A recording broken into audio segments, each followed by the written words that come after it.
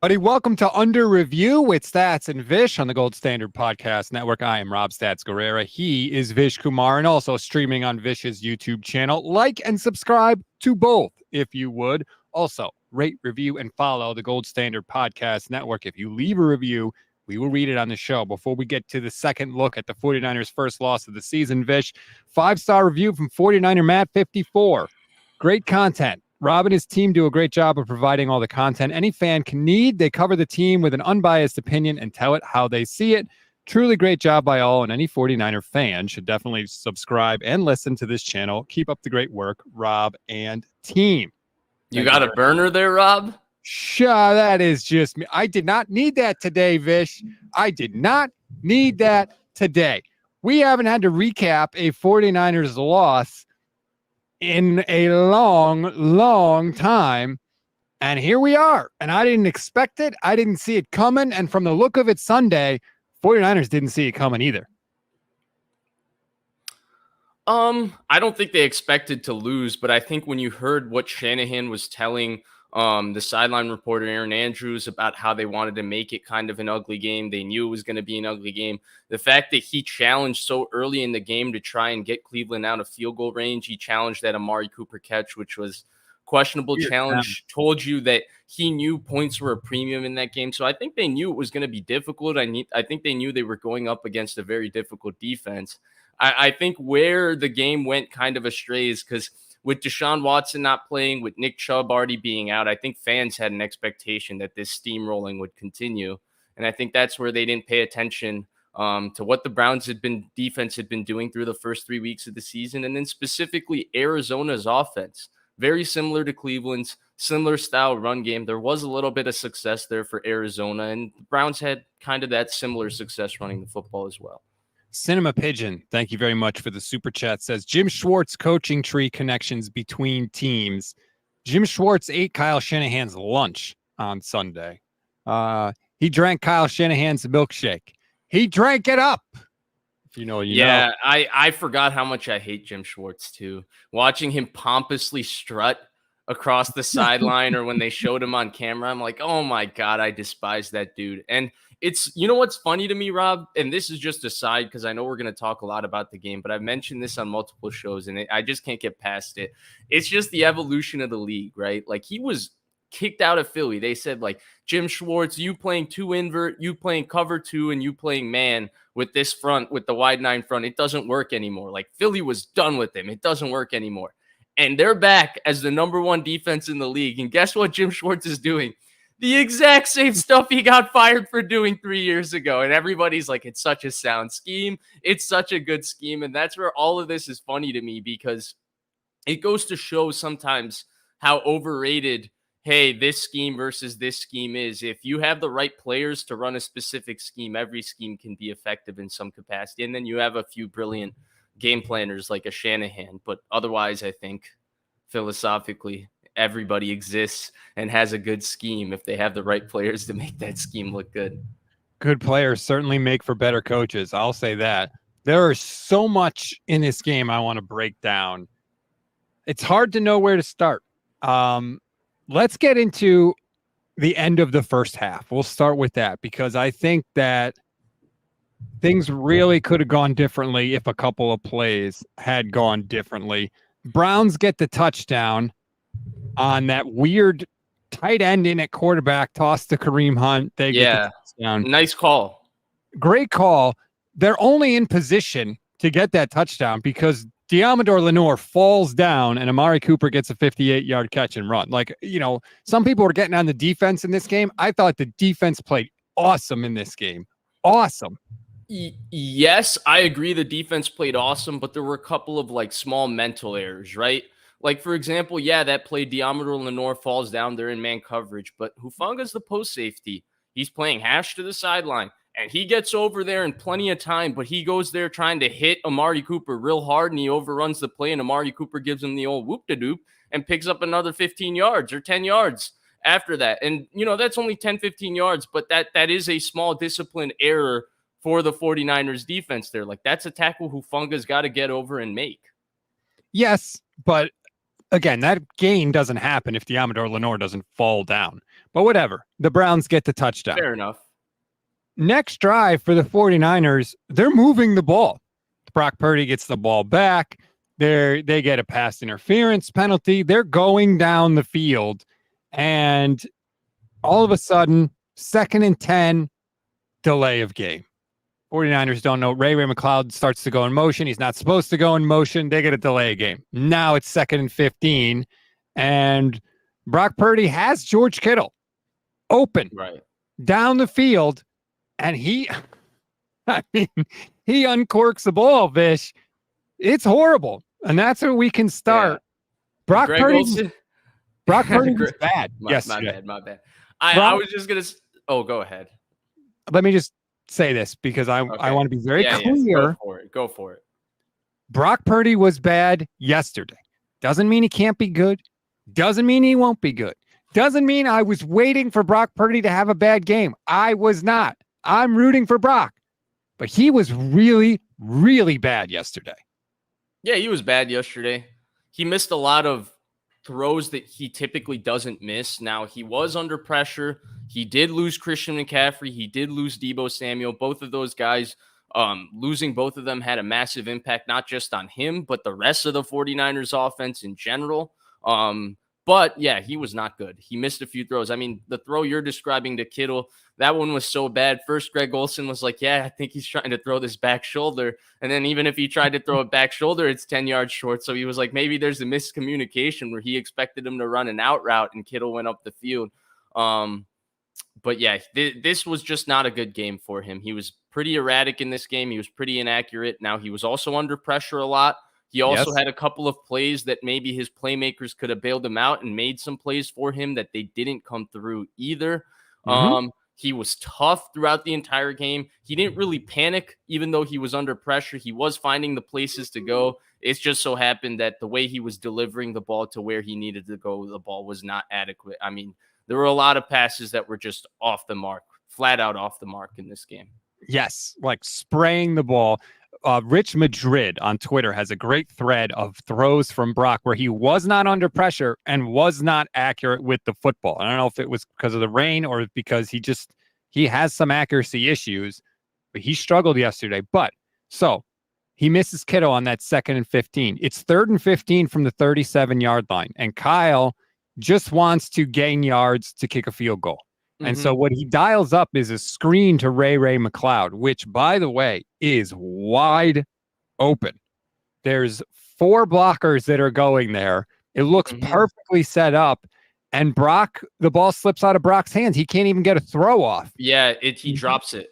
He drops it, and it was a big sack. They lost 6 yards, and they were out of field goal range. He drops it, and he recovers the fumble, which is nice. But I think this is a really, really important point because this is about the time the ball got wet. And once the ball got wet, he showed just a pure incapability of throwing the wet ball. And we've seen this one time before in his career where he had to throw a wet ball, and that was the wild card game versus Seattle. The very beginning of that, he was erratic. The ball was going every which way in that game too. He left a few throws, and then it got dried, and he played great. Similar kind of thing. He started the game fine, Rob. He wasn't as sharp as he's been, but they were playing a tough defense on the road. He started the game fine. And then once the ball got wet, things started going wrong for him. I think there's a few more factors too that play into it. Like the Niners offense was having a lot of negative plays on 1st and 2nd down. There was a few times that they just flat out got him. Don't worry. And we're going to get to all of that. But once the ball got wet, he started spraying it every which way. There were a few, he was just missing. Like there were throws that were open that he was just missing. Now, a couple of them, I wouldn't fully put on him. Like there was an out route near their goal line. I think it was a 3rd and 8 to Brandon Aiyuk that Martin Emerson, I mean, it's illegal contact. They didn't get the call, even though there was a call on every single thing yesterday. But also Martin Emerson reroutes Brandon Aiyuk. And Brandon Aiyuk, I think that Brock Purdy was probably throwing it to a spot, and Brandon Aiyuk got rerouted, and he never found that spot, and that's why it was overthrown. But that's a small semantic that I'm arguing against. Overall, you're right. He sprayed it. Nick Ellert is a YouTube channel member. If you want to become a YouTube channel member, please do so. It's less than $3 a month. You get membership badges, you get custom emojis, which I just made a bunch of new ones, and you get priority comment response. It's a great way to support the channel. Nick says, did you not see Brock carry the team to the winning drive? LOL goalpost people. No, like, again, separate the two. Yes, he did. He drove them down the field at the end. We're looking at his play in the game as a whole. That's the point of this show.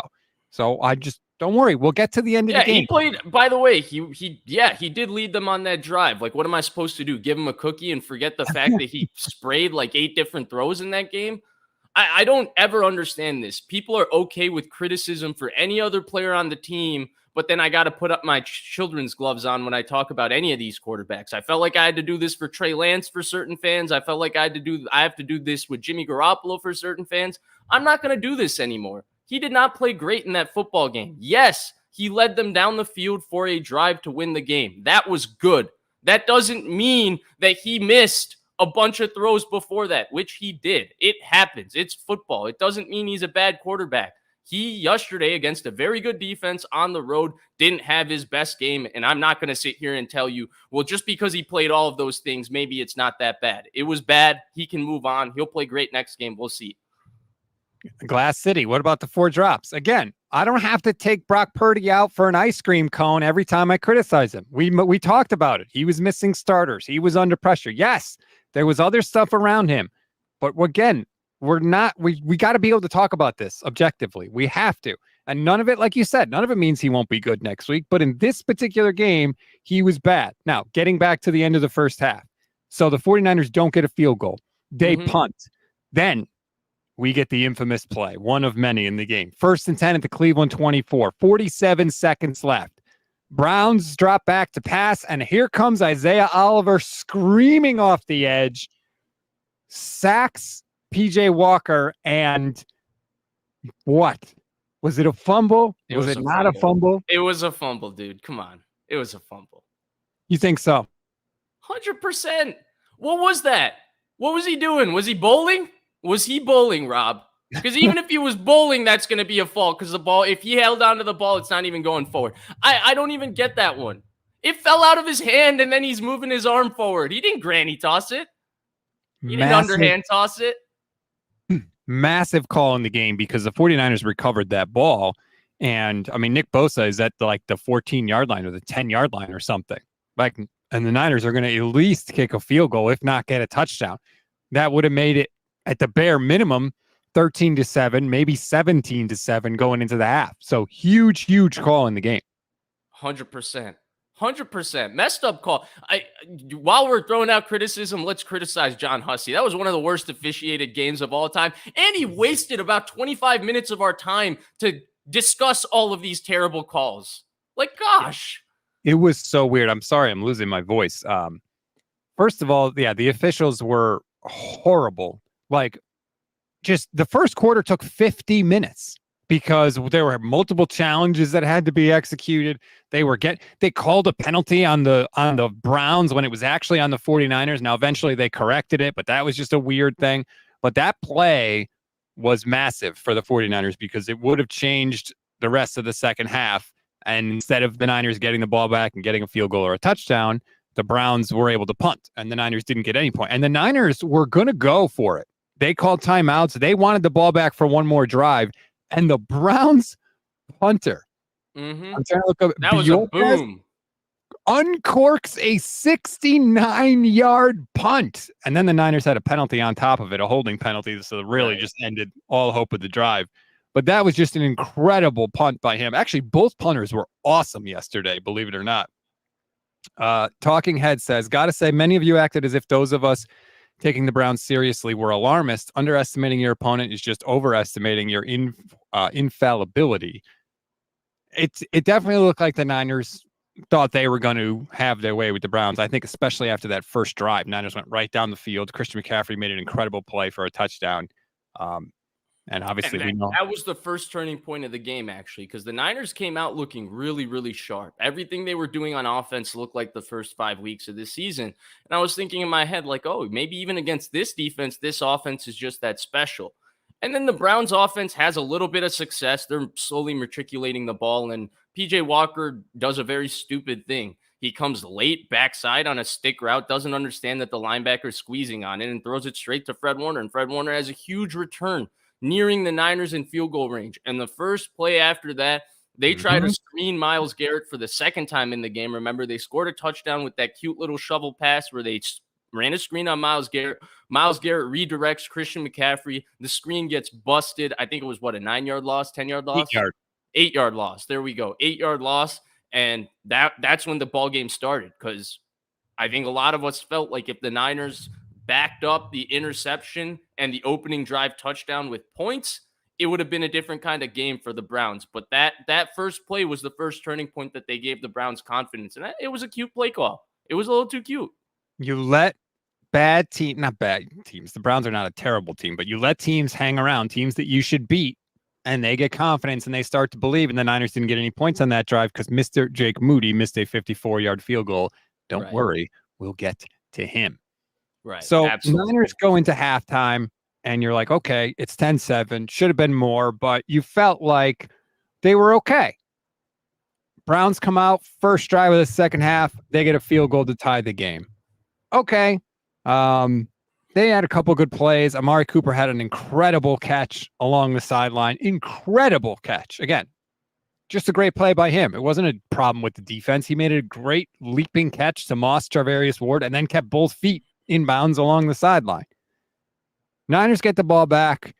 And let me just tell you, in the second half, I've never seen a Shanahan offense look like this. Maybe one other time. Maybe in the NFC Championship game against the Rams in the back 10 minutes of that game. The 49ers in the third quarter, and you didn't know this when I was talking to you on the phone, gained negative 12 yards of offense. Negative 12 in the third. They went backwards 12 yards in the entire quarter, Vish.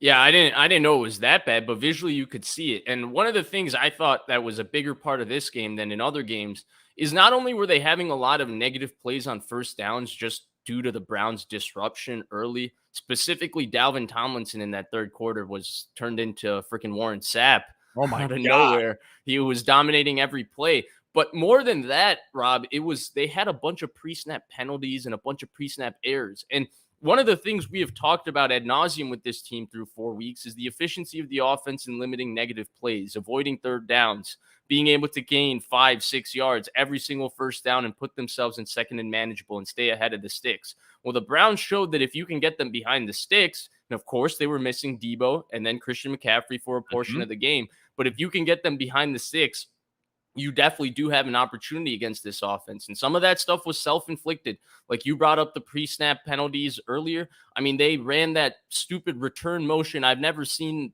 I have seen them, but they haven't run that return motion in a long time with Brandon Aiyuk. They ran it the first time and they tried snapping the ball at like 3 seconds. The timing of it was all off. George Kittle gets a penalty. They came right back to it later in the game. I think it was in the third quarter, and they had another pre-snap penalty with Aaron Banks this time jumping. So they had just a few synchronization errors on offense. They had a few times where they left Dalvin Tomlinson unblocked and he's walking through the A-gap. So they had, like, in terms of just either Jim Schwartz cracked the code or they just came into this game and didn't execute at the quality that they've been executing the last 4 or 5 games. I haven't fully gotten through the film, so I have no clue. But they had some issues in this game. Kevin Dennis says, was it bad like the Denver game last year? It was right up there. I mean, literally, they didn't gain a positive yard in the third quarter. And you mentioned the third downs, Vish. I tweeted this out yesterday.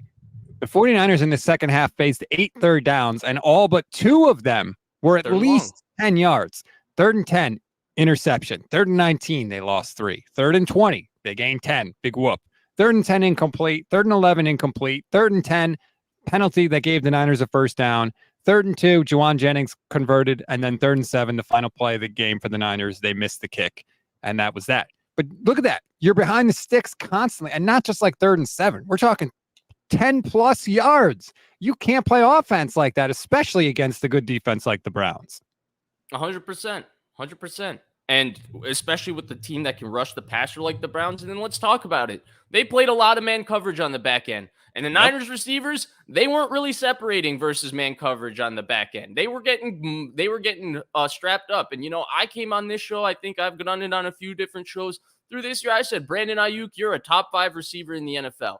And yesterday I got the impression, and look, the drops, quote unquote, though a couple of them, he straight up dropped the post. Okay, that's a drop. That's a drop. That's a touchdown. He dropped it. But the other two, they're difficult catches. But if we say top 5 receiver in the NFL, you get both hands on the football. You got to be able to catch those. Denzel Ward and them, they were rerouting him. They were really physical with them. They got into his grill. And when we talk about Amari Cooper making 2 big-time catches for the Browns, that was the difference in the game. If we talk about Aiyuk as a top 5 receiver, this is the kind of game where you make 1 or 2 plays that make the game different. Now, just like Brock Purdy, he did very well on the drive to capture the field goal later, but I'm not going to talk about just that drive and say that forgives earlier in that football game. And this was an opportunity, I said, for him. They're going to play a lot of man. Denzel Ward's a top 5 corner in the sport. They're going to be physical with them. We'll see how good Brandon Aiyuk is. And he's really good. But maybe we overrated him a little bit through the first 5 weeks, because if we're talking top 5 receiver, which is what I thought through 5 weeks in the season, he didn't play like that yesterday. Absolutely not. He didn't. It was the Brandon Aiyuk we'd seen from previous seasons, which was can make some catches, but can get his hands on a lot of balls and not actually reel them in. And that's not what he had been playing like before that. He had been incredible to that point. Now, he did have some good catch and run on the final drive. There was a super chat I wanted to get to here from Talking Head. Why allow Christian McCaffrey to get back in the game after the injury for one play? We're going to lose him if this usage continues. It's unsound and foolhardy. We don't know yet. Kyle Shanahan has a conference call at, I believe, 1:30 Pacific time today. We'll hear more. I don't expect to see Christian McCaffrey back for a while, but who knows? If it's an oblique/rib, so we'll see. Last time somebody had an oblique injury, they had cracked ribs, and their name was Brock Purdy. And by the way, how did Brock Purdy play in that game early? A little erratic early. Granted, he couldn't throw, so that may have been a factor. No, he played fine, but they limited. That was the game they ran the fake screen, and threw it over the middle. Remember that? Yes, one of my favorite Shanahan play calls of all time. One more thing also on the Purdy, Aiyuk, this Christian McCaffrey question. To me, they do it because they need him, okay? Let's be honest about something, because I felt a little bit watching it yesterday. Just like we talk about Brock Purdy benefits from Christian McCaffrey, this entire offense is benefiting from Christian McCaffrey. All of these weapons, they're benefiting from Christian McCaffrey. They're way better with Christian McCaffrey on the field. With Christian McCaffrey off the field, we saw what the offense looked like at the end of the day yesterday. This offensive line, I wish we got last time we got the little copyright put on us, and I don't have the clips prepared, but I can pull up a bunch of clips from games earlier this year where, holy cow, the offensive line didn't actually block that run that well, but Christian McCaffrey ended up getting 8 yards because he's Christian McCaffrey. Okay, so that's why they put Christian McCaffrey in the game for so long, because guess what? Everybody on this team needs Christian McCaffrey on offense. He's the engine. He makes everything go. And it's time we give that credit to these other skill players too, because I'm sick of just putting that on Brock Purdy. Oh, Brock Purdy has Christian McCaffrey. Brandon Aiyuk has Christian McCaffrey. He's been benefiting from Christian McCaffrey this year. Deebo Samuel has Christian McCaffrey. He's been benefiting from Christian McCaffrey. George Kittle has Christian McCaffrey. He's been benefiting from Christian McCaffrey. Preach.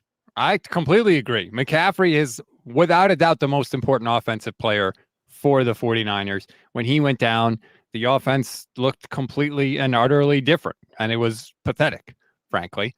First downs in the second half, Vish. This was my pet project this morning. The Niners had 12 first downs in the second half on 7 different possessions. How many yards do you think they gained on those first downs, all told? Negative. It'll be negative. 0.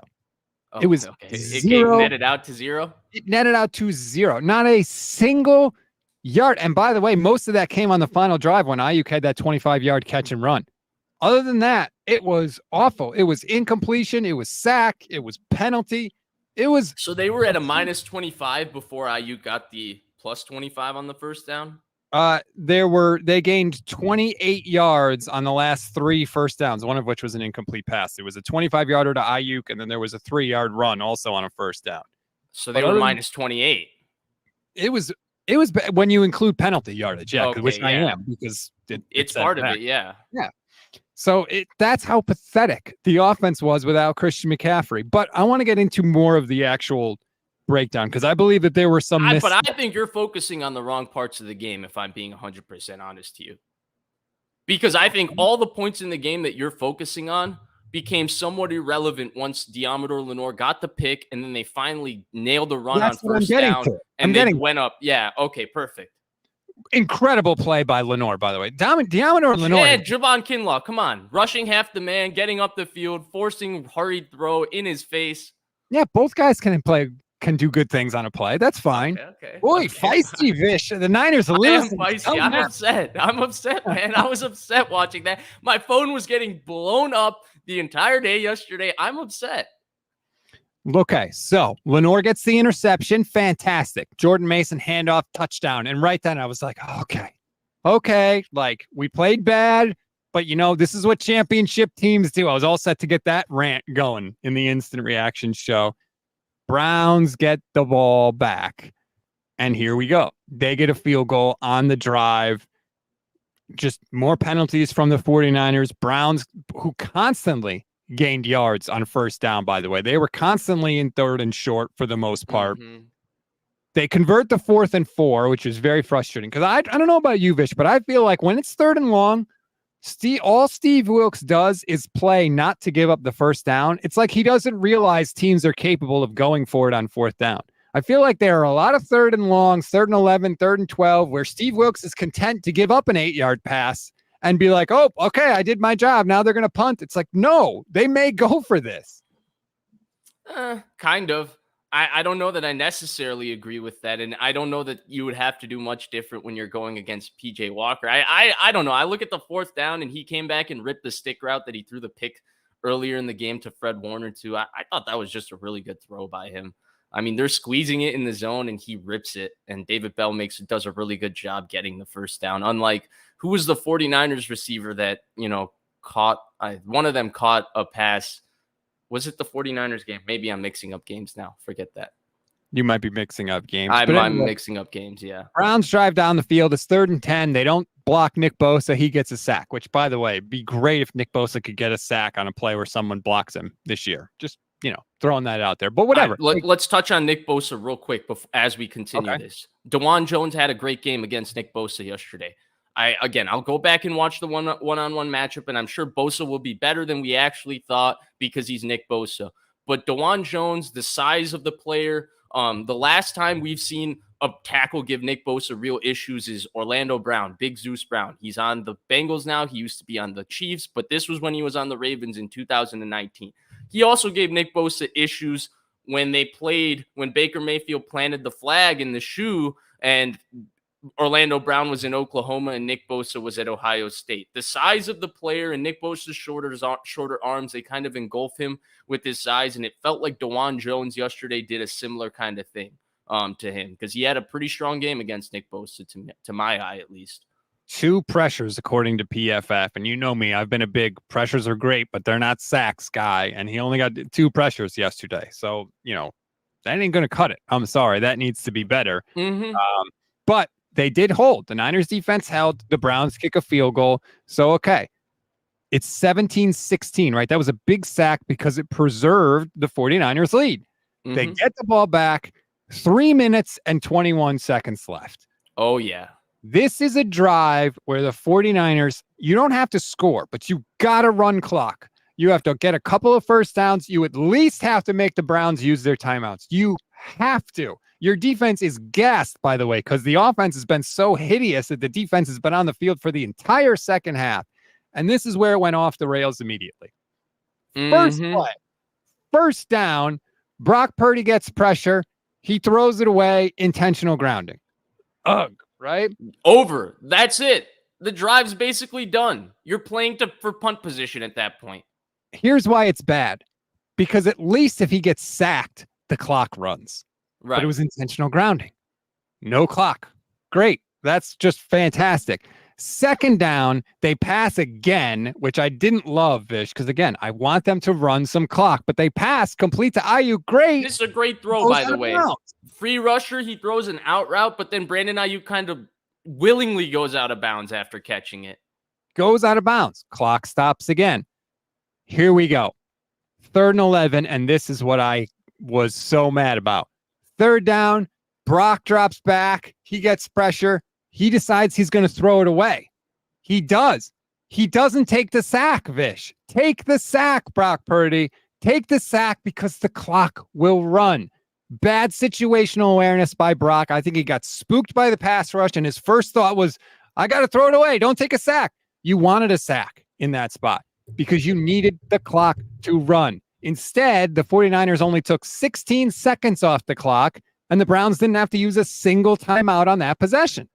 That is an excellent point. I've not seen anybody bring up him throwing it away on 3rd down. And in fact, I didn't even notice that. That's a really, really good point by you. My frustration with that drive is, okay, look, that drive is about accumulating first downs because each time you can reset the down and distance, you reset the amount of opportunity you have to burn clock, okay? So you're in a 4-minute situation. It's about getting first downs. The most important play on that drive is about getting a positive play on first down to get yourself ahead of the sticks. And they go straight drop back. Brock is responsible for the free rusher in the protection, from what I understand, just because they are rushing 5, and I think they shifted left, if I remember correctly. I haven't seen the play in a little while. I saw it last night, but they shifted left, if I remember correctly. They shift to the wide 9, and he's responsible for the free rusher to his right. The issue is he's not hot to his right. And I don't know what happened on this play. I don't know how it broke down, but it was a bust. They got on the play call. Jim Schwartz got him on that first down. Mm-hmm. And this is where, if you're Brock Purdy, your veteran quarterback, okay, your play caller screwed up. Don't go Matt Ryan on the Super Bowl and fumble the ball because your play caller already got you and the protection busted. And if he doesn't take an intentional grounding, it's a tough situation. He's trying to make a play. But if he doesn't take the intentional grounding on that drive, on that play, 2nd and 10, you still have an opportunity. The moment it hits 2nd and 25, the Niners are playing for a punt pretty much. And if you're playing for a punt, we're talking about 4-minute offense. Yes, they could have, instead of shaving 16 seconds on that drive, they might have shaved 30. But even with the intentional grounding, they were always going to have to punt it after 3 downs, which was the big no-no of the drive. Because you want to give your defense a little bit of rest at the very least to be able to stop the Browns, or create a situation, right, where you can get a couple of first downs and you can just chew the clock out. And the moment it went to 2nd and 25, Browns were going to get the ball back. Full White, shout out to you, new YouTube channel member. Thank you very much. That's why you get the customary fist pump. That was a terrible situational possession by the 49ers. Aiyuk going out of bounds. Brock Purdy throwing it away on 3rd down. Terrible, terrible, terrible. They did not help their defense out. And you mentioned it, Vish. Brock made a bad situation worse. And that is something that he had never done, ever. And that was one of the most positive things that you could say about it. He never made a bad situation worse. He did it yesterday multiple times. So 49ers have to punt. Okay, here we go. Browns are driving down 1, down the field, 3rd and 10. PJ Walker throws incomplete to Sean Gibson, breaks up the pass. Beautiful textbook picture. Perfect hit by Deshaun Gibson. Flag, 15 yards. I know. Don't get and me an started automatic on first this. down. Gosh. It's a bad call. It's a bad call. Terrible call. Terrible. I don't know what else he can do. Does he not get a right to break up the pass? No.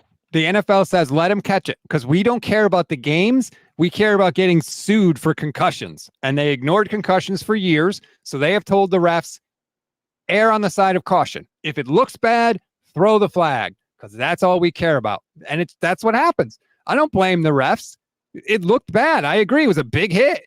But you know what? It was a legal hit. Legal hits can still be big. And the fact that they can't review that is awful. On 3rd down, it would have been 4th and 10 for Cleveland. They would have been, completely different Dude, possession. the last thing they would have wanted is John Hussey conducting another review. That guy's half asleep while doing the game. They wouldn't even have been able. They would have been like, all right, this 12 o'clock game is ending at 4:25 if we let John Hussey review another one. And yes, I'm talking in the Central Time Zone. So 1 o'clock Eastern would have ended at like 7 o'clock, 5 o'clock. But yeah. 12 penalties and 105 yards for the Niners. It was the most combined yards and penalties in a game all season. That was a bad one. Because the Browns, John Hussey was throwing his flag around like it was like, dude, I don't even know. I don't even have an analogy for how he was throwing his flag around. It would have been 4th and 10 at the Cleveland 26-yard line. And then you would, let's see how the rest of the game plays out from there, right? We don't get that opportunity. They later called a bad holding on Charvarius Ward 2 plays later. That was on 1st down, but it did give Cleveland another 1st down, kept the drive, moving right along. Browns go all the way down the field, kick a field goal, 29 yards, they take the lead. Niners get the ball back, minute and 39 seconds left in the game. Got to have a drive from Brock Purdy, right? This is Brock Purdy's chance to dispel all the narratives about him. No Debo, no Christian McCaffrey, against a good defense, facing a pass rush, weather, all that stuff. Niners go whoop, down the field. Aiyuk makes a nice catch and a beautiful run. Come on, they didn't go whoop down the field. The first throw he made nearly makes me have an accident. What are you talking about? They went down the field. They went 52 yards. The first throw, he throws it 2 yards behind Juwan Jennings. The pick gets dropped, and I'm sitting there with my blood pressure already at levels that it should never be, about to have a bathroom accident because he threw that football and it was almost picked off. It was not smooth sailing, okay? Rob, I don't want you to just discount how I was feeling as we were going along the drive. I was feeling like it was Jimmy Garoppolo's drive versus the Seattle Seahawks when he technically led Chase McLaughlin down to kick the field goal that he missed. Or no, that was after the Dre Greenlaw pick. The first one in regulation when McLaughlin hits the 50s whatever yarder. That's what that was like. He made a couple of throws, but I mean, there were like 4 throws on that drive that he missed. But they went down the field. They went 52 yards. Don't call it smooth. Don't call it smooth. I just said they went down the field. You said some or something like that. 3rd and 10. He misses Jennings, and thank God they threw a flag on that penalty. Although it was a good call. There was a jersey grab and pull, which is you're always going to get flagged for that. But the Niners go down the field. And a lot of people are saying that the Niners made a mistake at the end of this game, and I don't agree. You tell me if you agree. 1st and 10, 45 seconds left. They give the ball to Jordan Mason at the 26-yard line. He runs for 3 yards, and the Niners decide we're going to run it down. We're going to spike the ball, and we're going to kick a field goal. A lot of people are saying that the 49ers should have tried to gain more yards there. Where do you come down on it? No, I don't, because they weren't having a lot of positives in the run game. So I felt like gaining more yards was going to be difficult for them in general, because what if they get one big negative? Because that's what the Browns were doing. They were causing big negatives in the run game because they were shooting gaps and whatever. So I felt like they were okay. And then if they were obsessed with making sure he kicks that field goal from the middle, then you could mess up the hash situation. Now, they did have a timeout in hand, so maybe they could have talked it over instead of being so decisive in the moment. But guess what, Rob? All of these semantics are only a conversation because the guy missed the freaking kick.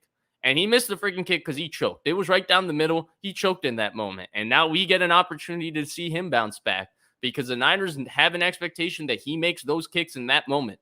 That's why they drafted him. They put that investment in him because they need a guy to make those kicks in that moment, right? Like they need that. They expect to be an excellent team.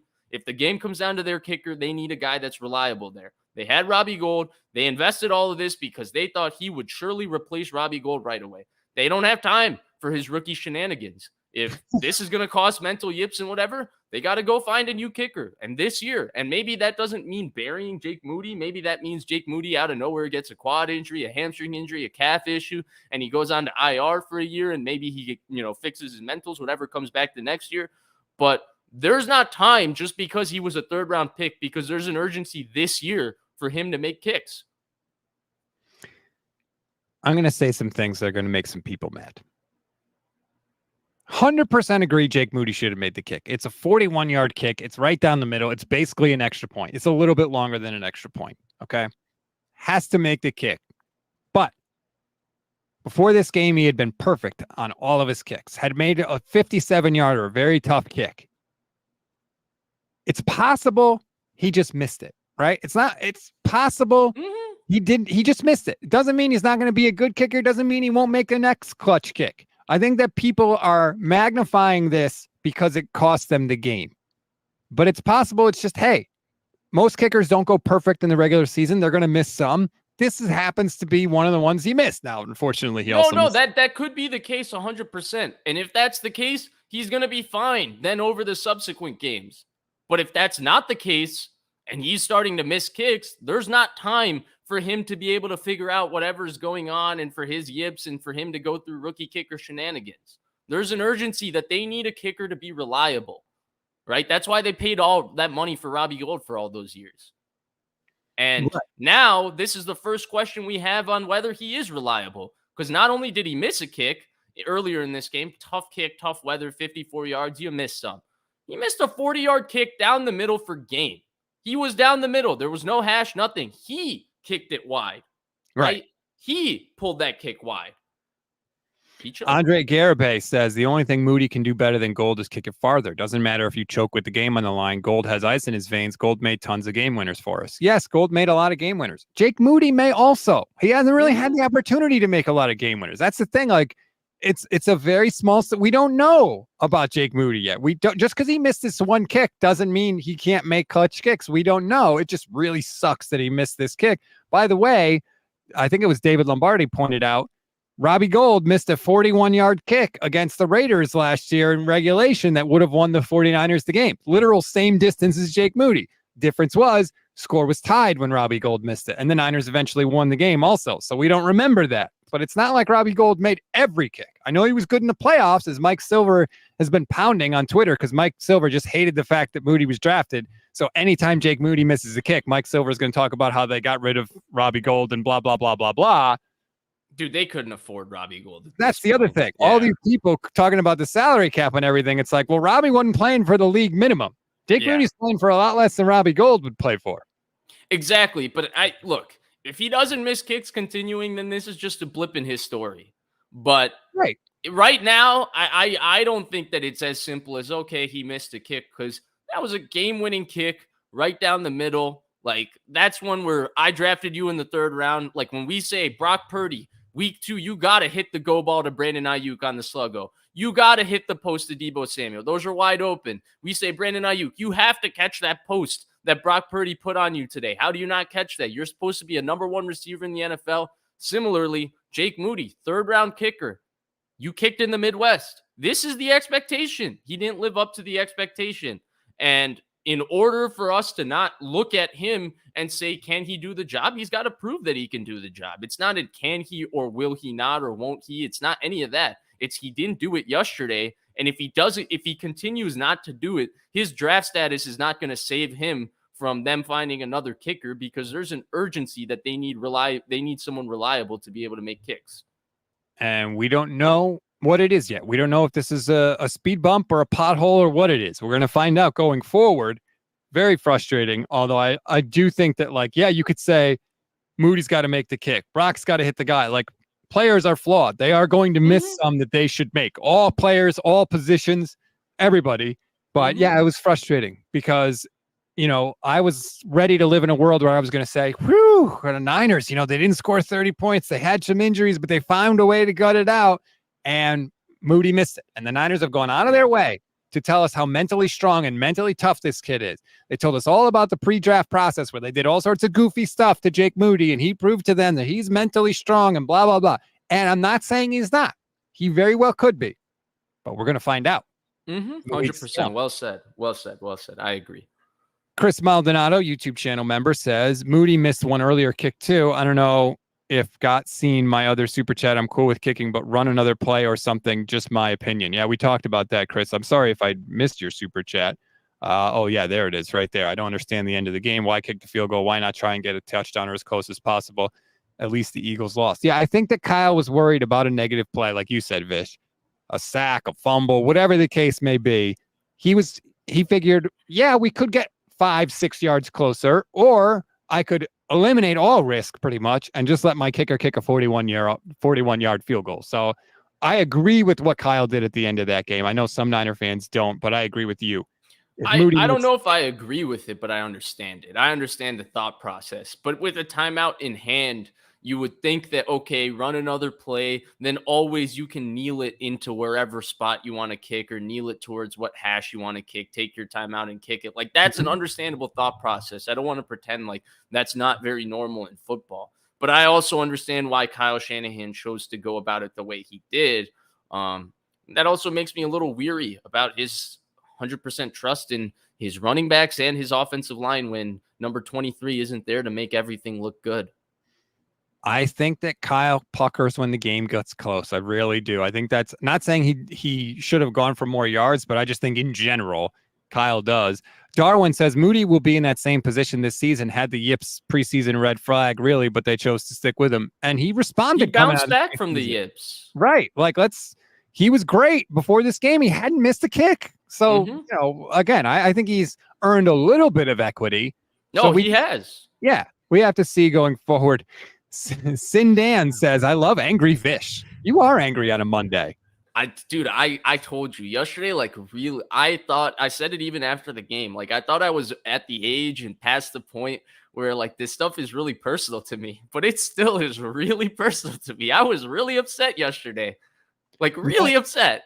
Let's take a listen to a couple of sound bites after the game. Here's Kyle Shanahan. I thought this one was interesting, Vish, talking about having to adjust with guys out. Here's Kyle. In this game that we got to improve on. I thought we made way too many mistakes on offense, just losing a couple guys in the game. We had to switch a couple guys around, and we weren't quite ready for that, which starts with me with too many mistakes. And this is our first time having to come in after a loss in a long time, and it's time to get back in, go to work, and make sure we come back next week stronger.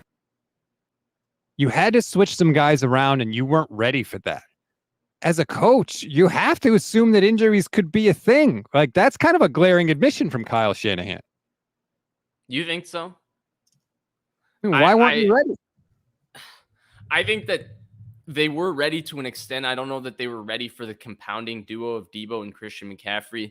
I think it's fair for us to acknowledge that there was an emphasis early in that football game to get Debo the ball. And I do think that was the kind of game that they were planning to lean heavily on Debo, just with how physical it was, how grinded out it was on offense. So I understand that. Right. And things happen, but I think that's where he doesn't want to put the onus on. Well, I didn't expect my quarterback to not be able to throw it for 2 quarters of that game. Now he did say that was on him. He did take responsibility for that. But of course, like, to me, it's like, yeah, who else's responsibility would it be? They were discombobulated, Vish. Ray McLeod's going in motion when he shouldn't be going in motion. It was not a sound process or function by the 49ers after Debo went down. Obi-Wan49 says better to get over with Brock Purdy's first lost interception and break the Niners win streak now than down the road, because we know those streaks don't last. Plus the Eagles lost too. Yeah. All told, this isn't the worst loss for the Niners. It was an AFC loss, right? Not there an you NFC go. Loss, not a division loss. So that's okay. The Seahawks on the road also lost. The Eagles also lost. So in the grand scheme of things, it's just one loss in week 6 game, whatever it is. It's okay. It just sucks because they had opportunities to win it. I agree. I 100% agree with you. I don't know that I agree it's because the streak should end now or because the Eagles lost. To me, it's a better loss because it's AFC on the road. It doesn't affect standings. It wouldn't have affected standings even if the Eagles won because they play each other. That's true. Daryl 49er for life Smock says, I'm with stats. Please knock it off. Even though it stopped raining, the field was still messy. Just because he missed the game-winning kick absolutely does not mean he's a bad kicker. Please stop, Vish. Wow, I'm glad he gave you $10 to tell me something that I didn't say. When did I call him a bad kicker, dude? I'm just glad. Dude, he missed the kick. What do you want me to do? Said they got to get rid of him. Maybe we don't have time to mess around. I said if this continues for another couple of games, then yeah, they don't have time to mess around with this rookie shenanigans. If it doesn't continue, then it's just a blip in his story. We'll find out. It's a wait and see. Here's the question, right? Let's say, so the Niners play Monday against the Vikings. Let's say they drive down, they get in field goal range, Jake Moody misses again, just for the sake of argument. Then they get down to like a end of game situation and they have to kick a field goal, right? They're too far away to try a touchdown, whatever. They need a field goal. Let's say Moody makes it. Then what do? You're like, oh man, it's all forgiven because he made the clutch kick, Yeah, but he of also course. it's Of course, like, but just think about his psyche at that point. He will never be more confident than if he makes that kick when right. the chips are against him and he's been kicking poorly. His confidence will go. He'll unlock a new level of confidence in himself. And like, dude, this entire kicking is might be the most mental aspect of football, because what people don't understand is kicking is the one position where all 32 people doing the job have fully the physical capability to do the job, right? Like, of the 32 starting receivers in the NFL, or of the 32 starting quarterbacks, there's certain guys that just have grade A NFL talent, and then there's certain guys that just don't have the same talent as those other guys, right? Like, Mahomes has a different amount of talent from the other guys. With the kickers, some guys have stronger legs than some guys, but generally all these guys have the same range where they can kick from. Some guys can kick to 62, but most guys can kick from like 57 and down, which is everybody. So it's who can be mentally strong enough to do this job where you get no credit for when you do it correctly, but only criticism for the one time you miss. And that's what happened to Robert Aguayo, right? He couldn't put up with the mentals of it. Moody Yep. was a third-round pick, so there's additional pressure to him already as a kicker, an already pressurized position. He dealt with some immediate adversity. He handled it fine, had a strong start to his season. Now he's dealing with some adversity again. And how he bounces back from it is a question mark. But I'm not going to sit here and pretend like, yes, because he's had a strong start to his career, if he's unable to bounce back from this adversity, because the Niners use a third-round pick from him, they just got to stick with him. What I'm saying is, if this causes him to lose confidence and he's not kicking well, then they have to move on, even though it was a third-round pick and all of that. Because look, dude, straight up yesterday, yes, he missed one kick. It's only one kick, but straight up yesterday, they put him down the middle for a kick he's very capable of making, and he didn't make it. He missed it. 1 of 3 yesterday. Your kicker cannot have a 300 batting average. That's not going to be good enough. Baseball, that gets you into the Hall of Fame. Kicking, that gets you fired, especially when the other team's kicker made 4. Chris Maldonado from the YouTube channel member says, do we know if Debo and Christian McCaffrey are out for a long period of time? No, we don't know yet. Kyle Shanahan's going to have a conference call 1:30 p.m. today. We'll get an injury update. Even then, I mean, I'd go by the practice schedule more than anything else. Let's see if they're practicing all that stuff. I don't expect good news, frankly. I don't think we're going to see Trent Williams for a little while. I don't think we're going to see Christian McCaffrey. I don't think we're going to see Debo. I don't think we're going to see any of them for a little while. Well, Minnesota coming up great, or next is great then, huh? Well, no Justin Jefferson. That's suddenly a lot more important than we thought it was going to be. Okay. I know. And it's Monday Night Football for a guy. Right. Yeah, that's true. Next up, let's get to Brock post game. He did the thing that he so often does. He took responsibility, and he knows he left some plays out there. Opportunities, you gotta take advantage of them. And so there was definitely some throws and opportunities that I feel like that were there for me, and I missed on them, and that made us be behind the sticks. And then you have to get a third down, which is tough on the road here, man. And that's something that I got to learn from, man. So definitely gonna be real about it, and we all gotta look ourselves in the mirror and see the flaws and stuff, and get better from it. But it starts with me. Love that. Starts with you. Nobody wanted to admit that Brock Purdy was going to have growing pains. Everybody thought, well, we can't go with Trey Lance because we got to go with Brock Purdy because Trey's going to have growing pains. And I kept saying, so will Brock, because all 23-year-old quarterbacks have growing pains, no matter how good the players around him are, no matter how good the system is. Football is a game of adversity. And Brock had some adversity yesterday, and he did not respond well. It's going to happen. Hopefully he can learn from it. Hopefully he can get better from it. And there's no reason to think he can't. So I disagree with you a little bit, because I do think he responded fine to the adversity he was having. Like, when I watched that game back, and I was watching mostly for him specifically on film this morning, I didn't get the impression that, like, oh my God, he was like the pressure, he was panicking, he was throwing the ball up for grabs.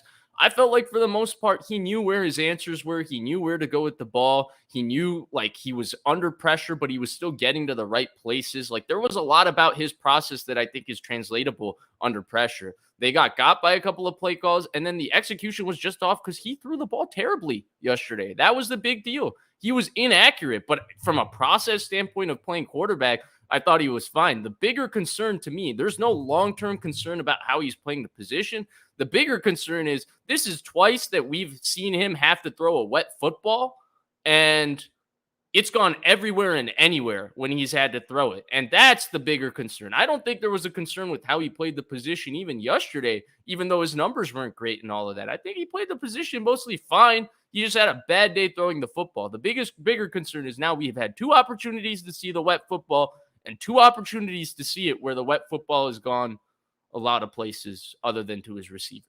Yeah, it was a fire hose yesterday with Brock. But here's the thing.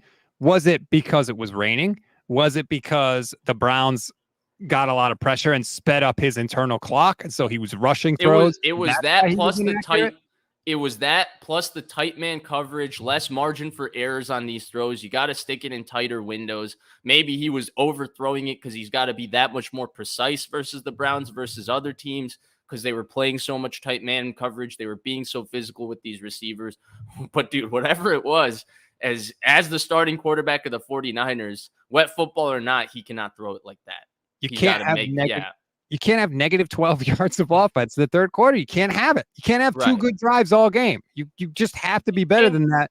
He was missing some gimmies, right? Like they had execution blips in their offense all the time, but they went to like the throwback screen. We've never seen them go to the throwback screen with Brock Purdy, but they went straight to it on that second drive to Ray McCloud. And look, it got messed up a little bit because him and Trent Williams ran into each other, but it was still wide ass open, and he one-hopped it to Ray McCloud. Way open, Vish. When you go back and watch, I should have taken a screenshot so I could throw it up. There's 4 blockers there for the Niners and only 2 defenders for Cleveland. It was the perfect call at the perfect time. And yes, Trent Williams, first of all, Trent doesn't block the guy, and his guy gets pressure on Purdy, which causes him to short arm it. And he collides with Ray McCloud. I know Trent was hurt yesterday, but not a good Trent Williams game. That play could have gone for massive, massive yardage. And instead, it was just an incomplete pass. And it's frustrating, but look, I'm going to say this, and Niner fans are going to get mad at me. Brock is physically limited. In bad conditions, that stuff hurts you more. That becomes more apparent. And we saw it yesterday, like you said, for the second time. Brock's arm, not great. Bad weather, it wasn't great. That was, to me, the second most egregious miss. The first one was they had that beautiful fake choice double move with Christian McCaffrey, and he goes to the rail. And, oh, my God, it was so beautifully drawn up. He was wide open. And that was the same drive. Oh, those were on the same drive? Yes, that was on the same drive. I thought the Ray was the second drive, and then Christian was the third. I didn't know that they were both. It was the second drive, and then he also missed Kittle on that drive, and then that was the 3rd and 15 where he dropped the football. Jeez. It was a disaster drive. Yeah, tough, yeah. Daryl 49er for Life Smock says, okay, Vish, what if Brock Purdy loses confidence? Do we replace him? If no, it's the same thing of what you're saying about Moody. It's literally yes. Yes. If Moody loses confidence, you replace him. What if Brock loses confidence? Do you replace him? Yes. That's why they got rid of Trey Lance. There's an urgency for this team to win the Super Bowl. If Purdy is not playing at the level that they feel like they can win the Super Bowl with him, he's also going to have the same leash that everybody else is having. There's a team-wide urgency to win the Super Bowl. That's why Jordan Mason, despite running the football great, is getting limited snaps because guess what? Running the football great is not enough to get him on the field. They have to be able to trust him in pass protection, and they have to be able to trust him in the pass game. They're not putting up with the rookie shenanigans and rookie mistakes. They want guys that they can trust to go execute what they have to do. But here's why that's such a dangerous thing. And I get what you're saying, and you're not necessarily wrong. But also, you have to let guys make mistakes. You can't just be like, oh, you made a mistake or you had one bad game. Yeah, 100%. This is where Daryl Smock is like decided that I said Moody was a bad kicker. He's decided I said get rid of Moody now. No, it's a long-term wait-and-see process. But now the demons have been opened up for Moody. How he responds will dictate what happens with him for the rest of the year, not what happened yesterday. But the fact that what happened yesterday means we are looking for a response from him. There's a difference. If yesterday didn't happen, we wouldn't need a response from him. But now that it did happen, if he responds poorly, now that becomes a question mark. If he responds fine, then it's fine. But there was no, he's a bad kicker, they should get rid of him now. Once you play poorly, it's a starting of a process of if you consistently play poorly, you lose your job. That's the NFL. Kyle Michael Broflovsky says, I wonder how much of Purdy's bad plays are a result of the Browns' defensive line. Was he having flashbacks of the Eagles? Maybe he was, I mean, I don't know. Maybe he has remaining trauma from the injury. Do you think that? It would be only natural. It would be a human reaction to a terrible injury. I mean, his career was literally on the line before that surgery. So he's never said it. I'm not saying he was. I'm just saying if he did, I would get it. And I do think that the mental side of things is something you always have to work through with any injury. Brock, arm, any quarterback, any player, any injury. Here's the question going forward, Vish, as we wrap up the show. If McCaffrey and Debo and Trent are out for an extended period of time, let's call it 3 weeks, can the Niners still win? Let me look at the schedule real quick. I will throw it up on the screen if you're watching on the stream. So the Niners have the Vikings on Monday night in Minnesota. That's going to be a tough game. Then they're home against Cincinnati, who suddenly looks more like the Cincinnati that we have come to expect the past couple of years. And then they have the bye in week 9. So if it's 3 weeks and these 2 games are out, no Vikings, no Bengals for CMC, Purdy, Debo, can the Niners still win? CMC, Trent, Debo. Oh, yeah, sorry. Yeah, I think they would beat Minnesota. I don't think they beat Cincinnati without those 3 guys. At least how Cincinnati has played the last 2 games. If Cincinnati goes back to playing how they played the first 3 weeks, then it's a little bit different. And I don't know that that's necessarily an indictment either of the 49ers. When you lose your base, I would say those are probably their 3 best players on offense, right? Yeah. Yeah. So they're losing at least, I mean, Christian McCaffrey and Trent Williams are the 2 best players on that offense. We can debate who third is. Some might say Debo, some might say others. But definitely in terms of how they game plan and how they're game planned against, probably the 3 most players that dictate that. So for sure. I mean, losing Trent is just brutal, man. I'm begging you, Kyle Shanahan, throw the bleeping ball to George Kittle. Stop having George Kittle pass protect so much. Just stop it. And you know what? It wasn't even working yesterday. They were still getting pressure whenever they wanted. Get Kittle out. Let him impact the game. You're not paying him all that money to block. I'm so tired of George Kittle having games where he has like 3 targets. Like, no. Get him the goddamn ball. Grant Delpit was hounding him. I don't care, man. Like, you can't find a way to get George Kittle open. I saw Kyle Shanahan get Pierre Garçon to lead the league in freaking receiving yards one year. Pierre Garçon, okay? You can't find a way to get George Kittle the ball. I refuse to believe that. I refuse to believe that there is no way for this genius, and I think he is a genius. There's no way for Kittle to get the ball. Like, that's crazy to me.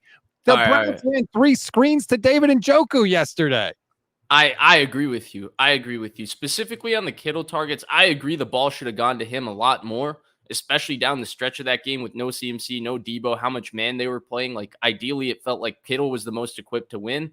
But I can't give you a accurate description yet of why he didn't get the ball. I have not figured that out myself. And George needs to be in Kyle's office, and he needs to pound the table. Enough being the good guy, George. Enough. And, like, stop. You're a leader of this team. Go for it. Demand the football, especially with CMC and Debo out. No, agreed. And with Delpit basically committing pass interference on him on every play. Like, remember when Kyle Shanahan got Richie James like 140 yards in one game? Like, he can get 140. Guys.